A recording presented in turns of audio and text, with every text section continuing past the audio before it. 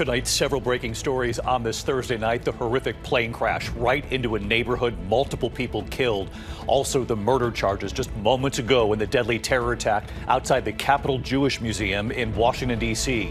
And tonight, this nor'easter now moving in as millions now travel for the holiday. First tonight, the staggering images coming in, the deadly plane crash right into a neighborhood. More than a dozen homes and cars up in flames. Parents with children in their arms running to safety.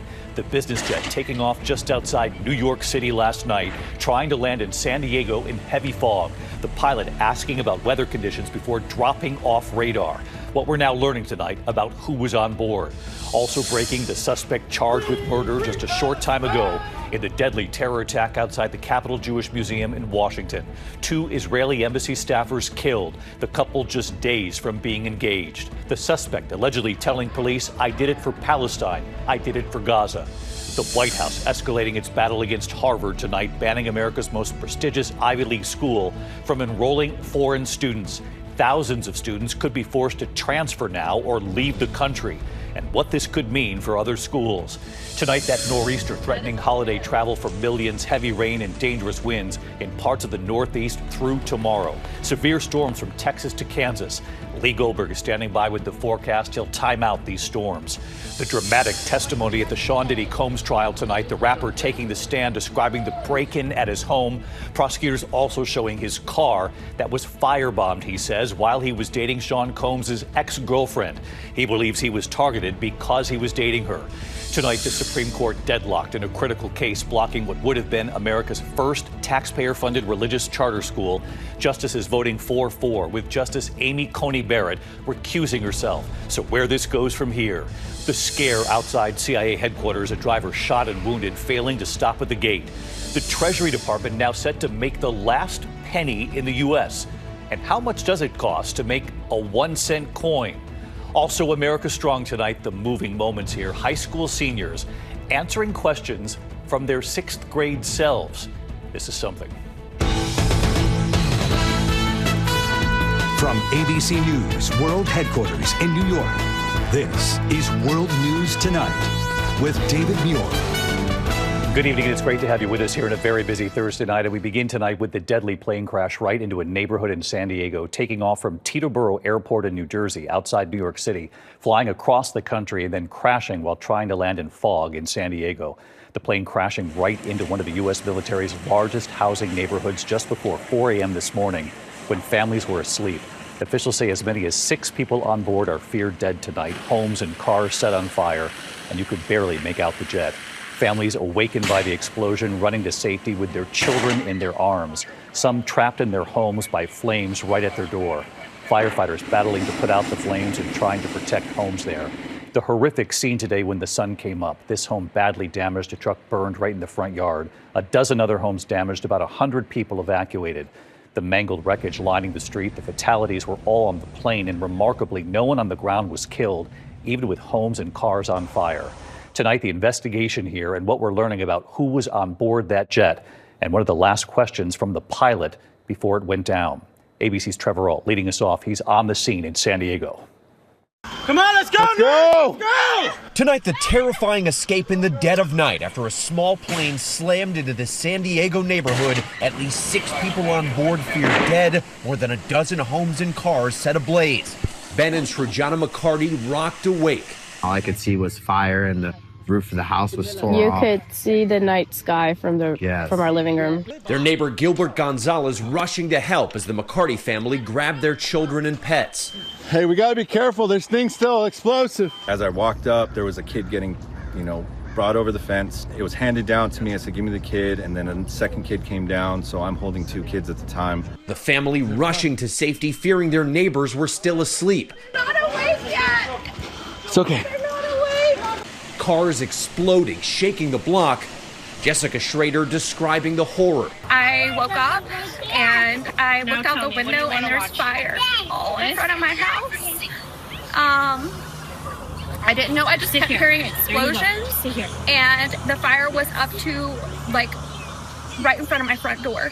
So I'm trying to figure out how to escape with my kids. A neighbor throwing a ladder over her back fence, she and her family jumping onto the next door trampoline to safety. This is a military neighborhood with several bases nearby, and officials say the crash spread so much jet fuel across these front yards, they had to approach this as if it were a wildfire. The Cessna business jet had taken off from Teterboro, New Jersey late last night, making a pit stop in Wichita, Kansas, before attempting to land in San Diego through heavy fog. Moments before the crash, the pilot asking for weather conditions. Air traffic control warning visibility was minimal. The pilot responding, "All right, that doesn't sound great, but we'll give it a go." And then on final approach, seconds before the planned landing, the plane vanishing from radar 500 feet in the air, clipping a power line and crashing into this Murphy Canyon community. Well-known music agent Dave Shapiro was one of those killed on the plane. And last night, Daniel Williams, a well-known Christian rock drummer, posting these photos on Instagram showing a private jet. Tonight, the NTSB confirms that's the plane in the crash, though it's not confirmed if Williams was on that plane. Incredibly, there were no fatalities on the ground, but 8 people were injured. I can't quite put words to describe what this scene looks like, but with the jet fuel going down the street and everything on fire all at once, it was pretty horrific to see. The wreckage smoldering for hours, more than 100 people evacuated from several surrounding blocks. And David, the NTSB says this plane likely had black boxes, which will be crucial for the investigation into why this crash occurred. But when you look at the damage to this neighborhood, David, this home ripped open. It is astonishing that everyone in these houses survived. It David, really is a catastrophic scene there behind you. Trevor Ault leading us off tonight. Trevor, thank you. In the meantime, we turn to the deadly shooting outside the Capitol Jewish Museum in Washington, D.C. Tonight, the FBI now calling this a terror attack. And late today here, the suspect now charged with murder. A young couple, 2 Israeli embassy staffers, gunned down, leaving an event, and we have now learned they were just days from being engaged. The suspect, surrounded by police and security, allegedly telling them, "I did it for Palestine, I did it for Gaza." Here's our Chief Justice correspondent, Pierre Thomas, tonight. What the FBI is now calling a targeted anti-Semitic attack happening just after 9 p.m. Shots ringing out near the entrance to the D.C. Capitol Jewish Museum. Responsible for an active shooter, 3rd Street. They said they got 2 cases of second and mass. 30-year-old Yaron Lashinsky and his girlfriend, 26-year-old Sarah Milgram, 2 Israeli embassy staffers just days from being engaged, had been at the museum Wednesday night celebrating Jewish heritage. Their lives shattered just across the street from the FBI Washington field office, fatally wounded by a suspect allegedly obsessed with the Israeli-Hamas war. The suspect was observed pacing back and forth outside of the museum. He approached a group of 4 people, produced a handgun. According to a new federal criminal complaint, surveillance footage allegedly showing the suspect shooting the couple in the back, then continuing to fire after they fell to the ground. He reloads and continues to fire after one of the victims tries to crawl away. A guy came up and looked like a gun. I couldn't tell what it was, but I heard it afterwards, the shots, and he shot this young couple. He just ran up. It was terrible. Then, according to witnesses, the shooter pretended if he was a victim to get inside the museum. I was worried for him, thinking, he might have experienced something. I was trying to comfort him, and my friend offers him some water. But within moments, they say, it became clear this man was actually the alleged shooter. He reaches into his backpack and pulls out a keffiyeh and says, "I did it. I did this for Gaza, free Palestine." Here's the suspect, soon surrounded by police and security, yelling what may have been the motive. Free Palestine! The FBI and D.C. police immediately launching an international investigation to determine if the suspect, identified as 31-year-old Elias Rodriguez, had any assistance or ties to terrorist organizations. The FBI raiding this home in Chicago this morning. A federal complaint says the suspect purchased the firearm in 2020 and flew with the gun in his checked bag from Chicago to Virginia just 2 days ago. But whatever happens with the prosecution, 2 beautiful futures and lives lost, and a romance story abruptly ended. The suspect hit with a number of charges, including murdering foreign officials. But tonight, the DOJ is saying it's also pursuing hate and terrorism charges. All this as security at Jewish facilities and houses of worship is being stepped up here in D.C. and across the country, David. Just awful to think this couple was just days from being engaged and that he had bought that engagement ring. Pierre Thomas with us tonight. Pierre, thank you. We turn now to the storms moving in just as millions of Americans travel for the Memorial Day holiday. There is a rare late season nor'easter now moving right up the East Coast. At this hour, rounds of heavy rain, gusting winds pounding parts of the Northeast right through tomorrow. Lee Goldberg has the forecast and Matt Rivers tonight with the images and what is expected to be a record-setting holiday travel. Tonight, airports coast to coast packed with passengers ahead of the unofficial start of summer. Obviously, there's nothing that you can do about it, but these lines are ridiculous. From Philly to Chicago to Houston to Newark, where after multiple recent air traffic communications and radar blackouts, the FAA has cut the number of flights taking off and landing per hour. Liz McQuillan's on her way to Mexico. I have my fingers crossed and I hope we get there because I want to see my nephew get married. Nearly 54,000 flights booked for today, the most for the holiday period. As always, weather is the wild card, and a brewing nor'easter is threatening airports in the path from New York City to Boston, where hundreds of flights were delayed. A little late in the season for a nor'easter, isn't it? While millions pack the airports, most, nearly 40 million, according to AAA, are hitting the road, fueled by low gas prices. The national average, $3.19 per gallon, more than 40 cents less than this time last year. And David, rain and wind across the Northeast causing delays at major airports here at Newark. Roughly 400 delays so far and counting. David. All right, let's get more on this rain and wind, Matt. Thank you. Let's get right to meteorologist Lee Goldberg from WABC right here in New York to time all of this out for us. And Lee, hard to believe we're talking about a nor'easter tonight.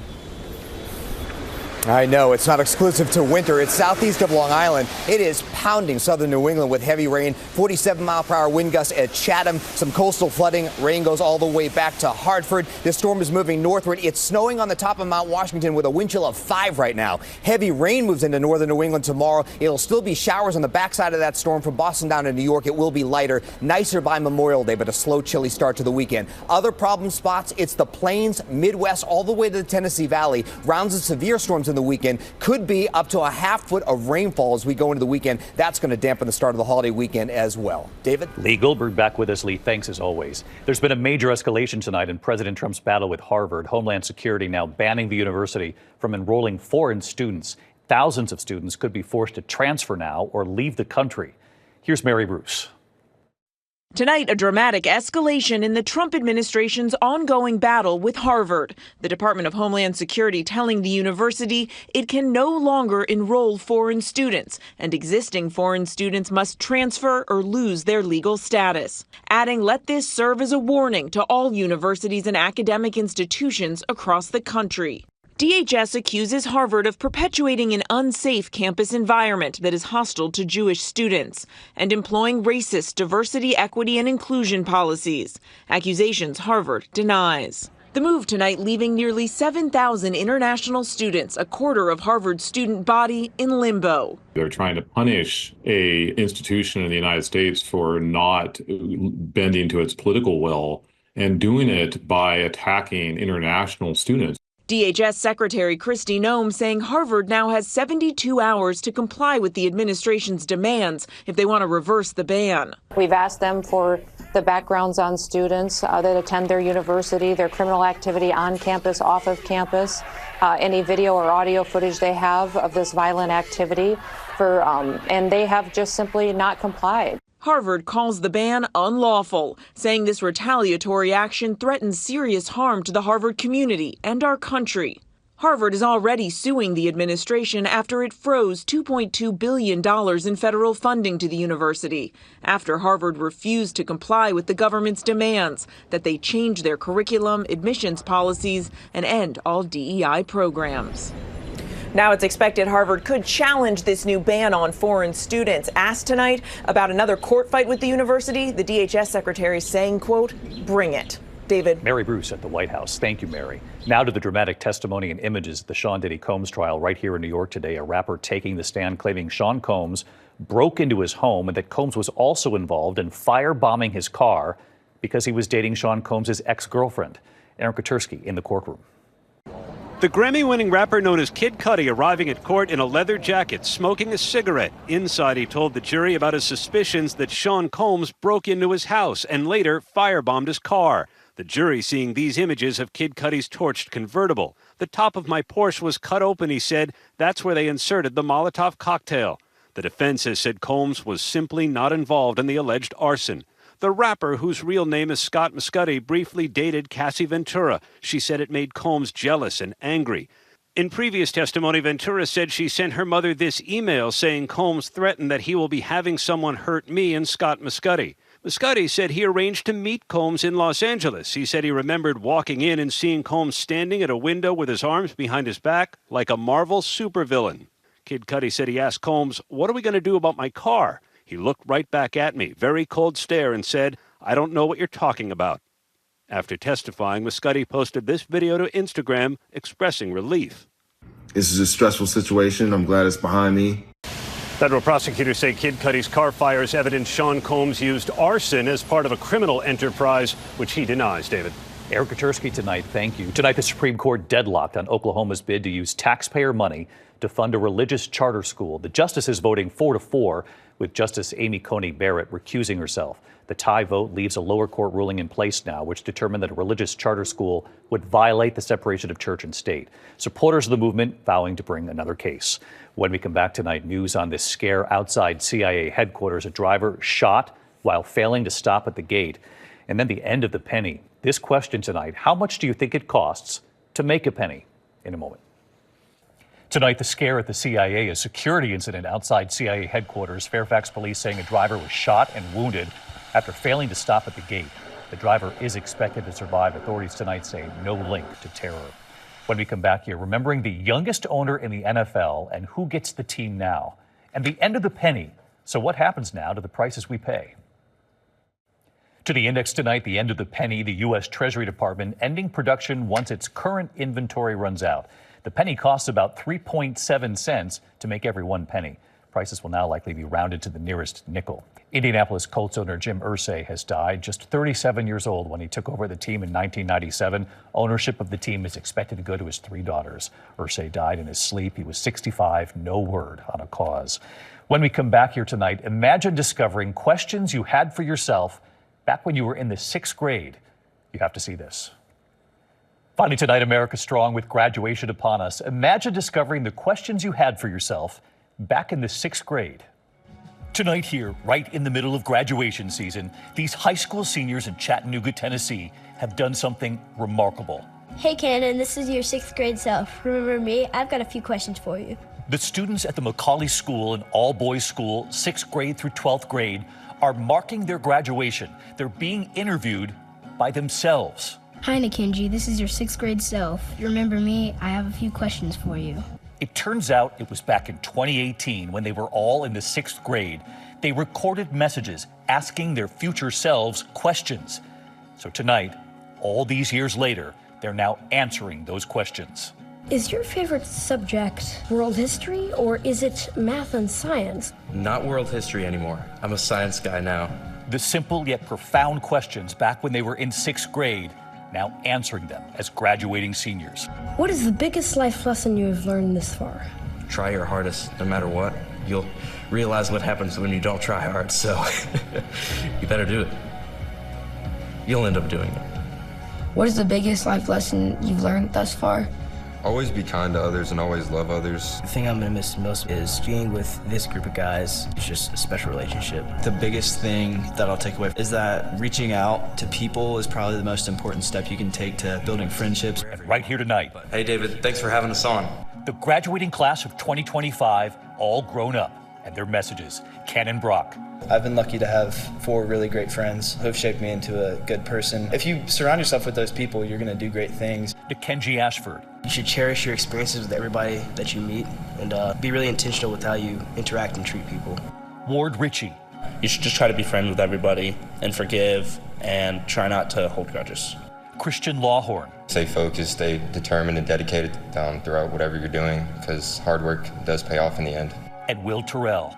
Congratulations to all this year's grads. We're rooting for you. Be kind to everyone.